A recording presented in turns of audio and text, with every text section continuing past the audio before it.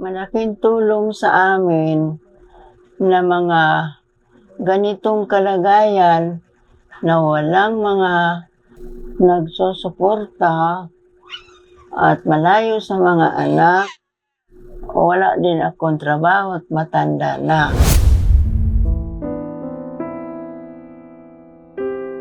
Ako po si Lunita Calisa, nakatira po dito sa Roma. Sa kalagayan kong ito, ako lamang nag-iisa. Kasi ayaw kong doon tumira sa Naik. Nandoon yung panganay ko. Hindi katulad dito na mayroong foundation na pinagsasali-salihan ko. Na may sakit ako, malaking tulong sa akin. Lagi akong nagpapacheck up doon. At ang lahat, libre sa amin yun.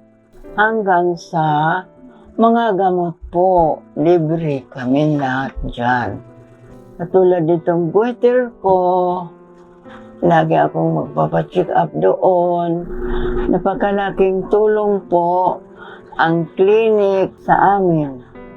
Dahil kung ano man ang nararamdaman namin, nagpapacheck up agad kami sa kanila.